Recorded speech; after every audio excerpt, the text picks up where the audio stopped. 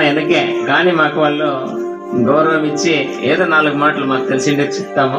తర్వాత ఇక్కడ ఆసీనులైనటువంటి ఓం స్వామి గారు, తర్వాత చంద్రస్వామి గారు, తర్వాత మన కుమారస్వామి, గిరీష్ స్వామి, వీళ్ళంతా ఆధ్యాత్మికంలో ముందున్నారు. వాళ్ళు చేసే కార్యక్రమాలు మేము కొంచెం కూడా శాశ్వత కూడా చేయలేము.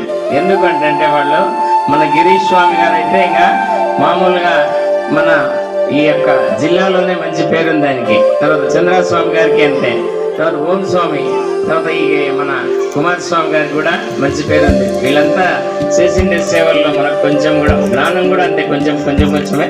కాబట్టి నేనేమంటే మామూలు ఇప్పుడు జరిగేటువంటి దీన్ని చెప్తాను. నేను ముందు నాకు హిస్టరీలు ఏమి ఎక్కువ తెలియదు కాబట్టి ఇప్పుడు జరుగుతూ ఉండేటువంటి సమస్యను చెప్తాను. మామూలుగా ఇక్కడ వచ్చిన మీరందరూ కూడా చాలా మంచి వాళ్ళు. ప్రతిరోజు ఇది ఇక్కడంతా వచ్చినారంటే మీకు సంస్కారం ఉన్న వాళ్ళే. బాబా చెప్తాడు, ఎవరు అదృష్టవంతులు వాళ్ళే నా సేవ చేస్తారు, ఎవరి పాపాలు క్షీణించాయో వాళ్ళే సాయి అంటారు. అర్థమైందా?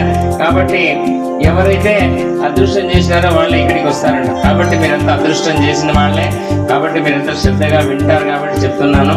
మామూలుగా బాబా అంటే ఆయన మామూలుగా షిరిడీలో చాలా కష్టం.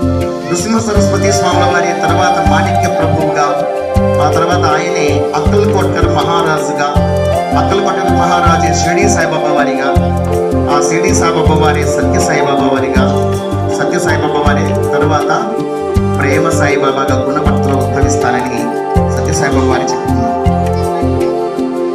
ఈ విధంగా దత్తాత్రేయ స్వామి యొక్క అవతారంగా షిరిడీ సాయిబాబా వారు ఉద్భవించినారనేది చాలా మందికి తెలుసు, చాలా మందికి తెలియదు కూడా. తెలియని వాళ్ళు రకరకాలుగా మాట్లాడుకుంటున్నారు, అది మనకు అవసరం లేదు, తెలియని వాళ్ళు కాబట్టి. ఒక సందర్భంలో రావడానికి కారణం ఒకరున్నారు. ఎవరైనా చెప్పగలరా మీరు? భగవాన్ సత్యసాయి బాబా వారు భూమి మీదకి రావడానికి ఒకరు కారణం ఉన్నారు. అలాగే ముత్యాలమ్మ తల్లి ఉంది అక్కడ, నసలకోట ముత్యాలమ్మ తల్లి. ఆమె కూడా భూమి మీదకి రావడానికి ఒకరు కారణం ఉన్నారు. చెప్పగలరా ఎవరన్నా? స్వాముల వారు కాదు.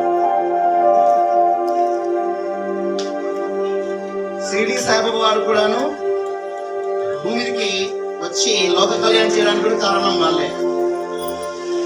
షిరిడీ సాయిబాబా వారు భూమి మీద రావడానికి